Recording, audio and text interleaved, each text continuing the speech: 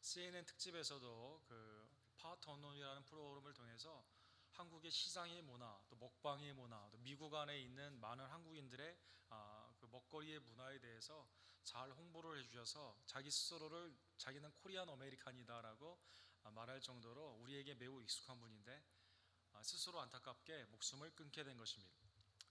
우리 생각에는 모든 것을 다 가졌다고 생각하고 이 사람이면 충분히 행복하다라고 생각하는 조건을 가진 자들도 자기의 목숨을 끊는 어떻게 보면 상당히 이해하기 어려운 진정한 행복의 조건이 무엇인가를 우리로 하여금 질문하게 하고 또 내가 무엇이 있으면 행복할 거라는 나의 잘못된 생각도 이러한 기회에 다시 한번 감찰을 해보게 되는 것입니다. 미국의 그 자살은 우리 한국도 마찬가지지만 전 세계에 가장 큰 사망의 이유 중에 하나가 됩니다. 치매와 약물 남용과 더불어 무려 1년에 4만 5천 명 이상이나 자기 스스로의 목숨을 끊는다고 질병통제예방센터는 말하고 있습니다. CDC의 통계를 보게 되면 거의 매일 어린아이부터 노년에 이르기까지 10대의 스트레스, 우울증, 또 아이를 낳은 그러한 어머니들의 우울증, 노인의 외로움에 관해서 삶 가운데 있는 직장의 스트레스를 통해서 있는 40대 여러 가지 세대를 불문하고 많은 사람들이 스스로의 목숨을 끊고 있다고 합니다. 지난 10년 동안 무려 25%나 자살률이 증가하게 되고 또 이것은 우리가 아는 사람의 주위에서도 이러한 증세들이 많이 보이고 있으면서 미국에서 가장 맡고자 하는 세계보건기구에서 방지해야 되는 이러한 캠페인을 막대한 비용을 통해서 지금 이것을 홍보를 하고 있는 것입니다. You are enough. 자살하는 자들의 가장 큰 특징은 아무도 나를 사랑하지 않고 세상에 가치가 없다라고 스스로 잘못 판단을 한다는 것입니다. 사랑 가운데 너를 누군가를 사랑을 하고 너는 충분한 가치가 있다는 그러한 홍보를 많이 하고 있게 되는 것이죠.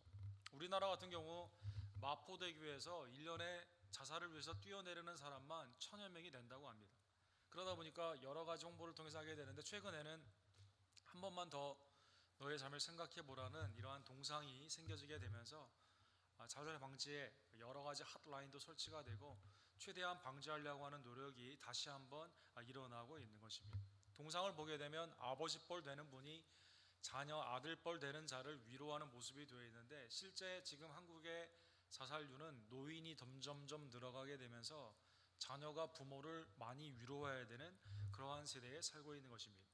사랑하는 성도 여러분, 하나님이 우리에게 주시는 생명의 목적, 매일의 삶 가운데 있는 주님 안에 있는 나의 자존의 가치, 우리의 삶 가운데 사탄이 주는 생각인가 성령이 주는 생각인가의 분별이 오늘날 누구에게도 지금 다시 한번 재점검이 되어야 되고 주위에 있는 자를 그냥 우리 그 가인이 말한 것처럼 내가 형제를 지키는 자이니까 라고 물어보는 것이 아니라 형제 자매를 지키는 자로서 경각심을 가지고 우리는 주위에 있는 사람들을 살펴보아야만 되는 것입니다.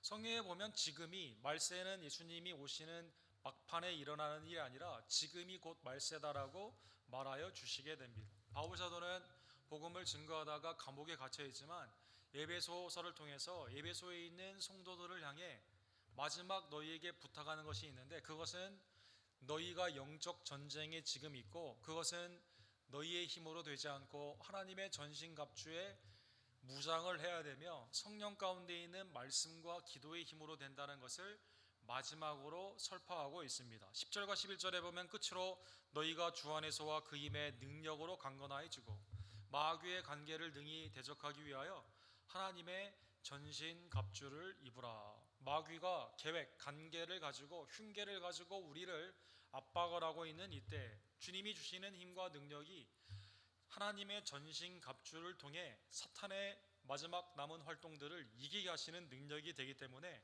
너희는 절대적으로 무장을 하라는 것입니다.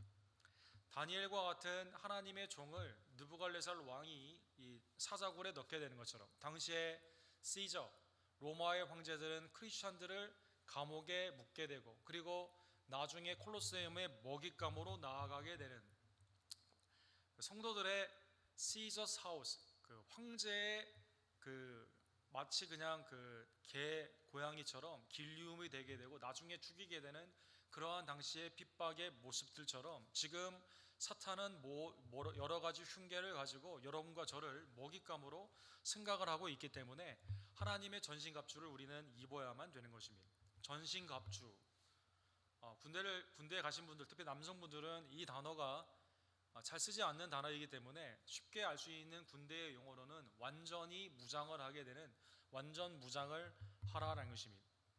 오늘날의 군대의 힘은 군대에 있어서의 개인적인 능력도 중요하지만 국가에서 공급하는 군인들에게 투자하는 것으로 많이 판가름이 나게 됩니다. 1차 대전, 2차 대전까지만 해도 그냥 총 하나 주고 군복만 입혀서 나아가게 되었지만, 그러나 지금은 여러 가지 장비를 통해서 군인들의 생명을 보호하기 위해 전쟁에 나아가면 옛날에는 둘 중에 한 명은 죽게 되고 셋 중에 한 명, 넷 중에 한 명을 죽게 되는데, 지금은 많은 사람들이, 특별히 그 서방의 군대들이 많은 투자를 하여 생명을 존중하기 위해 장비를 많이 투입하게 되는 것처럼, 왼쪽은 이제 국방부에서 한국 군대의 위상 세계 5위 정도 된다고 합니다. 1인당 투자되는 금액도 막강하게 되는데, 군인들의 생명을 옛날에는 아주 그냥 하찮은 그러한 것으로 여겼지만 지금은 매우 소중한 것으로 많은 것들을 투자하게 되는 것입니다.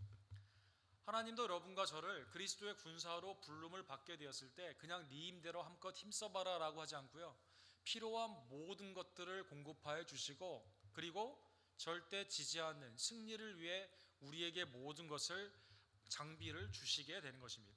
오늘 본문에 나오는 전신갑주라는 단어는 예배소 성도들에게 로마의 군대에 있는 단어임을 그들은 알고 있었습니다. 로마의 군대는 레드 아미라고 불리우는 빨간색 군대의 시스템으로, 전에는 그냥 오합지졸로 싸웠지만 어떠한 제도를 가지고 훈련을 시킵니다. 먹을 것을 충분히 줍니다. 그리고 사례를 주게 되는, 그래서 여기에서 이제 셀러리라는 단어가 나오지 않았습니까?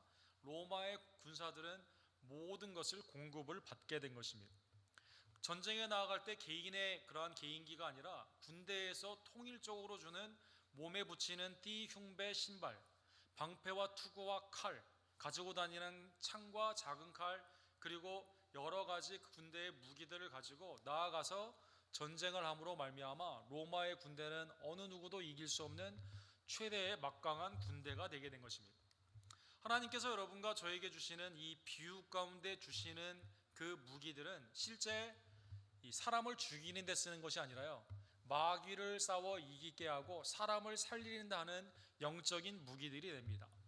12절에 보면 이 싸움은 혈과 육의 싸움이 아니라 어두움의 권세를 가진 우리의 적은 사탄 마귀의 권세 아래에 있는 자들이기 때문이다라는 것입니다. 우리의 씨름은 혈과 육을 상대하는 것이 아니요 통치자들과 권세자들과 이 어두움의 세상 주관자들과 하늘에 있는 악의 영들을 상대함이라. 오늘 본문의 바울 사도가 올림픽에서 쓰는 레슬한다, 씨름한다라는 단어를 쓰고 있습니다.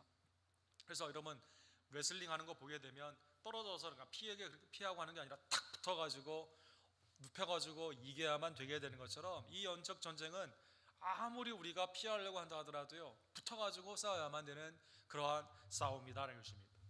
베드로전서 5장 8절과 9절에 보면 당시에 있는 영적 싸움이 이렇게 비유로 나와 있습니다. 지금도 우리가 이 마음 자세를 가지고 있지 아니하면 질 수밖에 없는 세상의 재물, 명예, 조건으로 이것을 싸우게 되면 혈과 육으로는 다 지게 되어 있기 때문이라는 것입니다. 근신하라 깨어라, 너희 대적마귀가 우는 사자같이 두루다니며 삼킬 자를 찾나니 너희는 믿음을 굳건하게 하여 그를 대적하라. 혈과 육으로는 싸움도 이길 수도 없고 하나님의 나라를 유업으로 받을 수가 없습니다. 왜 그러냐면 우리가 상대하는 자들은 악한 영의 권세를 가진 그 권세 아래에 있는 자들이기 때문이다라는 것입니다. 자, 그러면 하나님이 여러분과 저에게 영의 싸움에서 승리를 하게 하여 주시고 필요한 모든 것들을 공급하여 주시는데 어떠한 것을 공급하여 주실까요? 오늘 그 순서대로 그 말씀을 한번 상고해 보기를 원합니다. 알레데이라라고 하는 단어가 오늘 본문에 쓰여져 있습니다. 진리로 너희 허리띠를 띠라라는 것입니다. 허리띠, 다른 장비들을 온전하게 몸에 붙어 있을 수 있도록 가지고 다닐 수 있도록 가장 중요한 것이 허리띠가 되는 것입니다. 요한복음 14장 6절에 보면 여러분과 저에게 가장 믿음의 근본이 되는 것은 진리 대신 예수 그리스도를 영접하게 되는 것입니다. 내가 곧 길이요 진리요 생명이니 나로 말미암지 않고는 아버지께로 올 자가 없느니라. 말씀이 육신이 되어 오신 예수 그리스도가 단단히 그 진리 가운데 우리를 무장시켜 주시게 되는 것이죠. 하나님의 말씀 성경의 66권이 성경의 감동으로 되어 있기 때문에 성령 안에서 그 말씀을 가지고 우리는 전쟁의 기본적인 그 자세에 가지고 나아가게 되는 것입니다. 두 번째로 바울 사도는 가슴의 흉배, 심장을 보호하는 호심경을 붙여야 된다라고 말하고 있습니다. 이 호심경은 처음에 어거스타, 그 초대 황제가 되었던 로마의 이 황제가 이 로마에 있는 모든 군인들에게 통일적으로 디자인을 하고 만들게 되었다고 합니다. 전에는 용병의 시스템으로 야만인들을 불러서 돈을 주고 그들의 생명의 값으로 나를 위해 싸우게 하였지만 어거스타는 완전히 달랐습니다. 군인들이 로마의 근본이 됨을 깨달으며 그의 생명을 보호하기 위해 흉배를 붙이게 되고요. 그리고 다친 사람들은 베테랑이라는 제도를 처음으로 만든 사람이 이분이다라는 것입니다. 그러기에 여러분과 저도 하나님이 주시는 의, righteousness를 가지고 어느 누구도 빼앗을 수 없는, 하나님이 나를 의롭게 하시면 누구도 나를 정죄할 수 없는 믿음의 그 의의 확신을 가지고 흉배를 가지고 우리는 다녀야만 되는 것입니다. 데살로니가전서 5장 8절에 이 단어가 한 번 더 이렇게 사용이 되었습니다. 우리는 낮에 속하였나니 정신을 차리고 믿음과 사랑의 호심경을 붙이고 구원의 소망의 투구를 쓰자.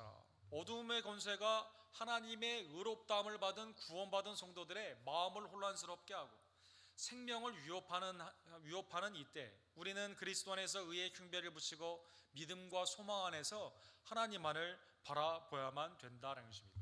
진리, 의. 세 번째로 오늘 본문에 보면 우리의 발은 복음을 증거하는 신발로 신고 다니도록 나아가야만 된다는 것입니다. 평안의 복음이 준비한 것으로 신을 신고, 로마는 당시에 팍스 로마나라고 불리우는 로마의 평화를 위해 군대를 사용하게 되었습니다. 로마의 평화는 무엇입니까? 로마의 굴복함으로 말미암아 로마의 콜로니, 식민지가 되는 평화를 의미하게 된 것이죠. 그러한 의미에서 상대편에게는 이것은 평강의 신발이 아니라 나를 해치는 군대의 군합발이었던 것입니다. 그러나 우리는 그렇지 않습니다. 그 사람을 살리기 위해 기쁨의 소식, 그렇죠? 하나님의 은혜의 소식을 증거하는 아름다운 발이 되는 것입니다. 이사야 57장 7절에 보면 우리의 발에 대한 하나님의 그 관점이 이렇게 나와 있습니다. 좋은 소식을 전하며 평화를 공포하며 복된 좋은 소식을 가져오며 구원을 공포하며 시온을 향하여 이르기를 내 하나님이 통치하신다는 자의 산을 넘는 발이 어찌 그리 아름다운가. 세상이 거칠고 힘든 산을 넘는 발이다 하더라도, 고되고 힘든 상처가 많은 발이다 하더라도 하나님께서 복음을 증거하는 선교와 전도의 우리의 발걸음을 가장 아름답게 보아주시게 되는 것입니다. 그래서 우리 교회를 대신하여 6번의 성도님들이 페루의 안데스 산맥에 가는 그 발길, 그것은 복음을 증거하는 생명의 복음을 전해주는, 우리가 우편물을 받게 되었을 때 기쁨의 소식을 받게 되면 UPS나 페덱스에 있는 직원이 얼마나 아름답게 보입니까? 그것처럼 생명 가운데 복음을 주신 하나님의 은혜, 나를 죄와 사망에서 구원하신 그 하나님의 은혜를 증거하는 그 발은 세상에서 가장 아름다운 발이라는 것입니다. 그래서 우리의 신은 언제나 악을 향해 달려가는 것이 아니라 복음 가운데 준비되어 평안의 복음을 증거하는 신발, 발이 되어야만 되는 것입니다. 진리, 의, 평강의 복음. 네 번째로 오늘 본문에 보면 수비에 있어서 가장 중요한 믿음의 방패다라고 말하고 있습니다. 모든 것 위에. 오늘 본문에 보면 왜 모든 것 위에라고 했을까요? 믿음의 방패를 가지고 이로써 능히 악한 자의 모든 불화살을 소멸하며, 이 개인적인 소방패, 원형과 같은 방패가 아니라요, 나의 전신을 보호하게 되는 믿음의 방패, 큰 방패를 오늘 본문에 보면 나와 있습니다. 로마는 이 방패를 고안하게 되면서 개인의 전술뿐만 아니라 전체 전투의 전술 가운데 이것을 사용하게 되었습니다. 그래서 쫙 피게 되면 앞에 있는 사람도 밀을 수가 있고, 또 전쟁 가운데 옆에 있는 형제 자매도 이 보호할 수가 있는, 그러나 틈새가 생기게 되면 화살과 여러 가지 악에 있는 그러한 누수의 현상들이 일어나게 되는 것이죠. 믿음의 공동체라고 불리우는 가족과 같은 우리 교회 안에서 어떠한 틈, 믿음이 아니라 불신의 생각이 들어오게 되면 전쟁에 지게 됩니다. 이 방패는 나뿐만 아니라 주위에 있는 자들에게도 온전히 나아갈 수 있는 믿음 안에서 하나가 됨으로 말미암아 개인적일 뿐만 아니라 전체적으로 하나님의 은혜 가운데 적에 있는 불화살을 소멸할 수 있는 놀라운 하나님의 방어의 체계가 되는 것입니다. 그 다음 오늘 본문에 보면 우리의 머리를 보호하는 구원의 투구를 너는 반드시 쓰라라는 것입니다. 공사장에서도 머리를 보호하기 위해서 안전모를 쓰게 되는 거죠. 군대에서는 철모가 반드시 필수의 조건이 됩니다. 머리를 다치게 되면 온전한 생각을 할 수 없고 나의 삶 가운데 있는 주관하는 머리의 역할을 없게 되면 진정한 온전한 풍성한 삶을 누리지 못하기 때문인 것입니다. 구원의 확신 가운데 나의 모든 삶이 하나님의 은혜 가운데 있음을 너희는 늘 깨달아라라는 것입니다. 특별히 구원의 투구, 그 보호의 장치처럼 하나님의 구원이 나를 감싸게 되는, 이건 내가 얻은 게 아닙니다. 하나님의 전적인 은혜 가운데 나에게 주어진 것입니다. 하나님께서 나에게 어떠한 희생을 통해서 그리스도를 통해 어떻게 구원했는가를 믿음의 확신 가운데 흔들리지 않도록 구원의 투구를 써라라는 것입니다. 사탄은 밀가 부르듯 베드로의 믿음을 해치려고 하게 되는 것처럼 오늘날 우는 사자처럼 우리에게 달려오고 있는 이때 우리의 생각은 분별의 영 가운데 구원의 투구로 보호함을 받아야만 되는 것입니다. 빌립보서 1장 9절에 이 예가 나와 있습니다. 너희 사랑을 지식과 모든 총명으로 점점 풍성하게 하사 너희로 지극히 선한 것을 분별하며 또 진실하여 허물 없이 그리스도의 날까지 이르게 하고, 하나님이 주시는 지식, 총명, 분별이 하나님의 은혜 가운데 구원의 그러한 전제를 가지고 너희는 늘 그리스도의 날까지 너희의 믿음을 지켜라라는 것입니다. 그렇지 아니하면 구원의 확신이 없으면 전쟁에 나아가 아군인지 적군인지 분별을 하지 못하게 됩니다. 구원의 확신이 없으면 하나님의 일을 온전히 할 수가 없습니다. 결국 자기의 능력을 과시하는 것밖에 되지 않는다는 것입니다. 하나님의 의의 열매, 평강의 열매, 하나님의 성령의 열매 가운데 그리스도를 닮아가는 삶은 오직 구원하신 예수 그리스도를 온전히 믿으며 감사함으로 나아가는 은혜의 마음으로 가능하기 때문이다라는 것입니다. 자, 지금까지는 모두가 다 허리띠도 마찬가지고 흉배도 마찬가지고 신발도 마찬가지고 또 오늘 방금 본문에 나왔던 투구도 마찬가지고 수비적인 입장이 나와 있습니다. 그런데 오늘 본문에 보면 하나의 공격이 나와 있습니다. 17절에 보면 성령의 검 하나님의 말씀이다라는 것입니다. 로마의 당시에 있어서의 양날의 검, 그렇죠? 양쪽을 다 쓸 수 있는 그러한 검. 히브리서 기자도 이 단어를 쓰지 않았습니까? 양날이 예리하여 우리의 깊은 생각까지도 골수에 있는 것까지도 분별하는 이 칼.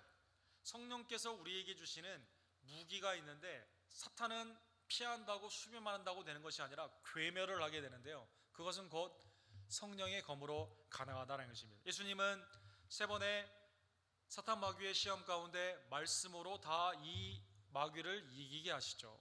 마태복음 10장 19절과 20절에 보면 너희를 넘겨줄 때에 어떻게 또는 무엇을 말할까 염려하지 말라. 그때에 너희에게 할 말을 주시리니 말하는 이는 너희가 아니라 너희 속에서 말씀하시느니 곧 너희 아버지의 성령이시느니라. 성령은 우리를 중생하여 주시게 됩니다. 본어겐, 하나님 안에서 새 생명을 받은 뉴 크리에이션, 새 피조물이 된 여러분과 저는 성령이 내주하심으로 말미암아 성령 안에서 말씀으로 사탄과 싸워 이기게 되는 단순한 피하는 수동이 아닌 적을 괴멸하는 그 은혜를 능력 가운데 받게 되는 것입니다. 그래서 여러분과 저는 평소에 성령 안에서 말씀에 익숙해져야만 됩니다. 성령이 나를 위기 가운데 상황 가운데 말씀을 생각나게 하시고 그것을 능력 있게 이길 수 있는 능력을 주심을 다시 한번 깨달으며 말씀 가운데 우리는 전진해야만 된다는 것입니다.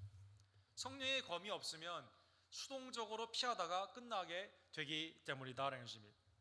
사랑하는 성도 여러분, 성령의 검 그리고 우리에 있는 모든 수비의 체계, 머리부터 발끝까지 구원의 투구부터 평안에 준비된 복음을 신고 가는 신발까지 이 모든 것을 에이블시키는, 일할 수 있도록 능하게 하는 것은 오늘 본문에 보면 기도다라고 말씀하여 주십니다. 혈과 육에 그냥 막연히 싸우는 것이 아닌 성령을 의지하며 하나님의 뜻 가운데 분별하여 나아가기 위해서는 기도하는 사람이 되어야만 되는 것입니다. 모든 기도와 간구를 하되 항상 성령 안에서 기도하고 이를 위하여 깨어 구하기를 항상 힘쓰며 여러 성도를 위하여 구하라. 또 나를 위하여 구할 것은 내게 말씀을 주사 나로 입을 열어 복음의 비밀을 담대히 알리게 하옵소서. 감옥에 지금 갇혀 있는 바울 사도, 그러나 그에게는 성도에게 기도를 해달라고 부탁을 하고 있습니다. 뭘 해달라고 기도를 부탁합니까? 복음을 담대히 증거할 수 있도록 기도해달라는 것입니다. 너희도 모든 기도와 간구 가운데 성령 안에서 깨어 기도해야만 영적인 전쟁 가운데 너희가 승리할 수 있기 때문이다라는 것입니다. 영국의 그 타버네클 교회라는 19세기 가장 유력한 교회가 있었습니다. 여기에 이제 그 아주 뛰어난 세계의 설교가라고 하는 찰스 스퍼전 목사님이 이제 담임을 하시게 되었죠.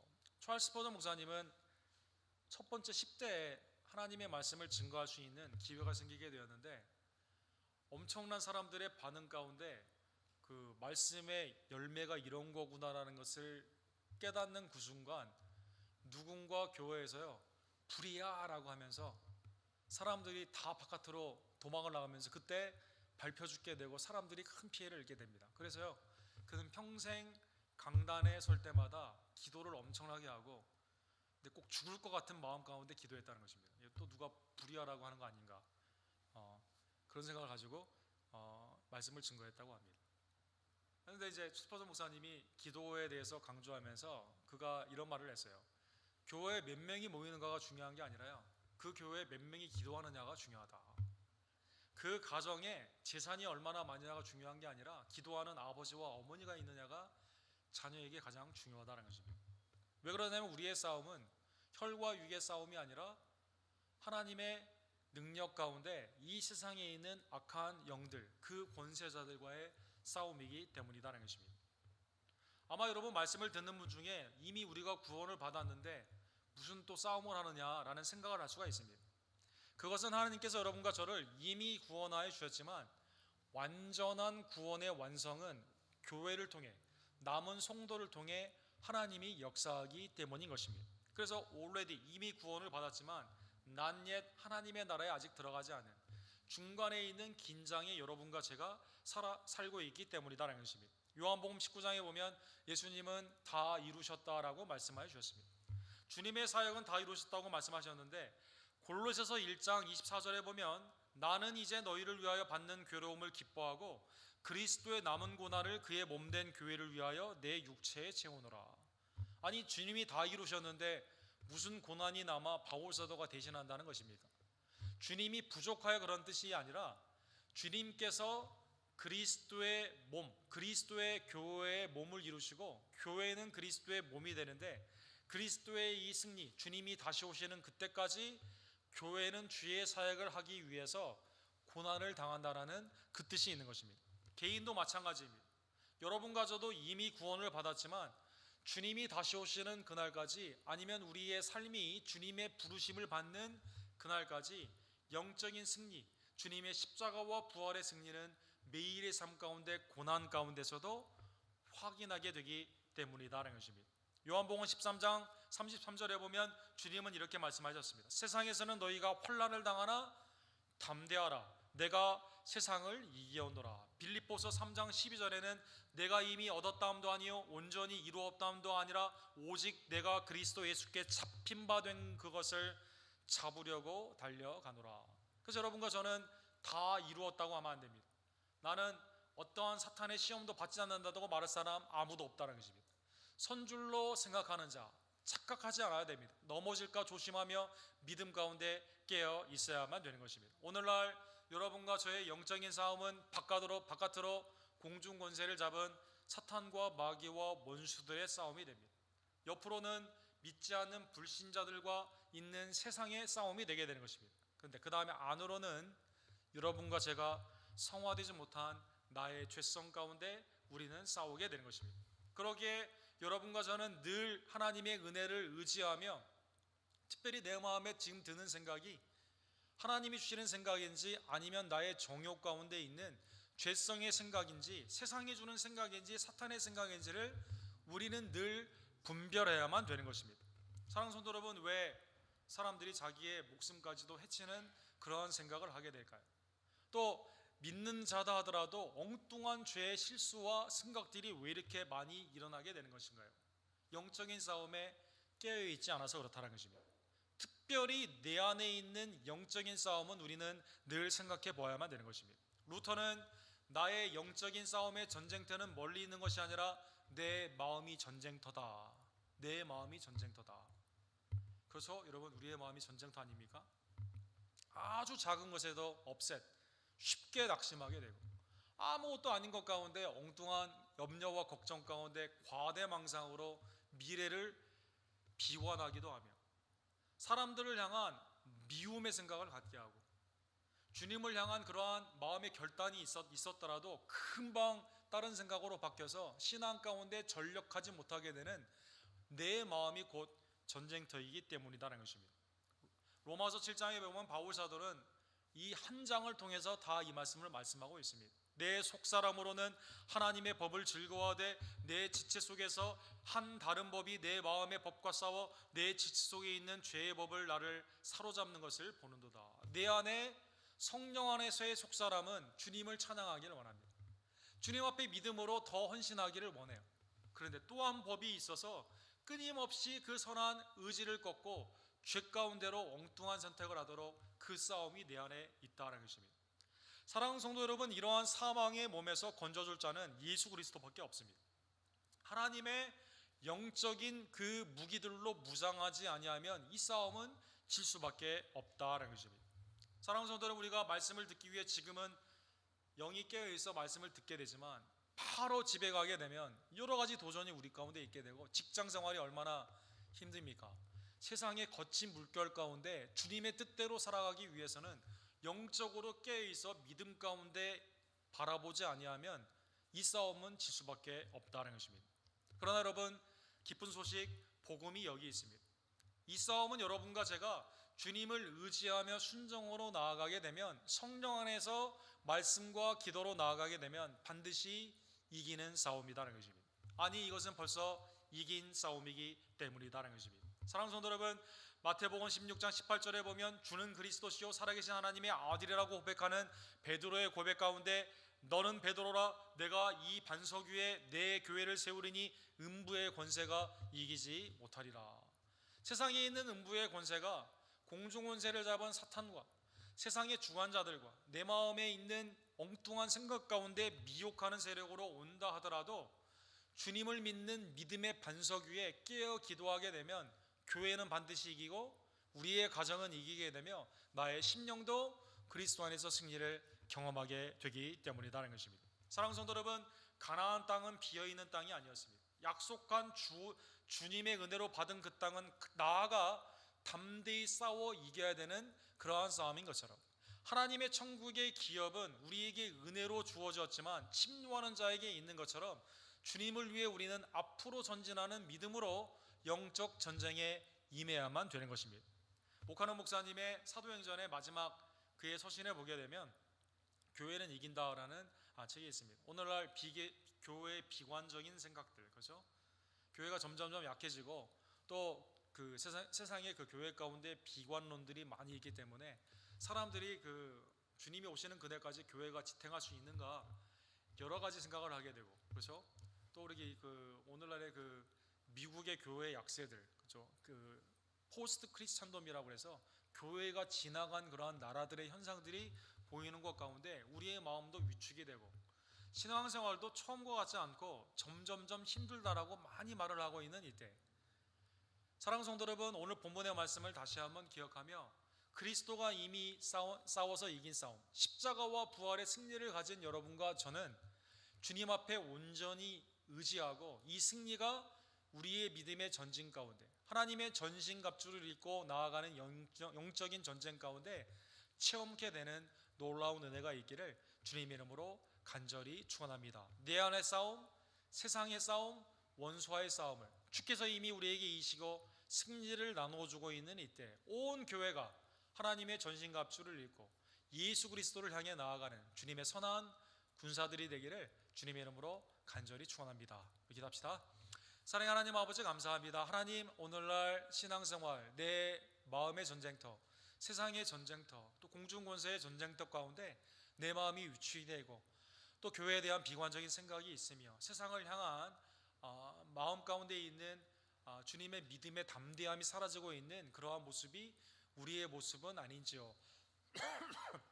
내 마음에 일어나는 생각이 성령의 생각으로 충만케 되기 위해 항상 깨어 기도하며 말씀 앞에 온전히 굴복하고 성령의 검인 말씀을 온전히 쓰는 하나님의 백성들이 되기를 간절히 원합니다. 주님, 이 영적 전쟁에 우리를 불러주시되 무방비로 불러주신 것이 아니라 하나님의 전신갑주를 입게 하심에 진심으로 감사를 드립니다. 우리 언덕교회가 이 전쟁 가운데 함께 임함을 다시 한번 깨달으며 선줄로 생각한 자 넘어질까 조심하고 혈과 육의 싸움이 아닌 영적인 싸움 가운데 하나님께 전적으로 의지하며 음부의 권세가 우리의 심령과 가정과 교회를 이기지 못함을 다시 한번 깨닫고 믿음으로 무장하며 함께 사랑과 선행을 격려하는 에서와 같이 장자의 직분을 팥죽에 파는 세상에 우리의 믿음을 바꾸지 않는 하나님의 견실한 경고의 서가는 세워져가는 교회가 될 수 있도록 주여 역사하여 주시옵소서. 예배드린 모든 심령들을 주님께서 기뻐하여 주시고 매일의 삶 가운데 형편과 처지를 아시오니 필요한 모든 것들을 공급하여 주시며 우리를 하나님의 본향 천국으로 이끌어 주시는 놀라운 인도함 가운데 있음을 깨달으며 매일 주께 의지하고 겸손히 순종하는 하나님의 아름다운 기도와 말씀의 백성들이 될 수 있도록 주님 이 시간 은혜를 더하여 주시옵소서. 예수 그리스도의 이름으로 간절히 기도합니다. 아멘.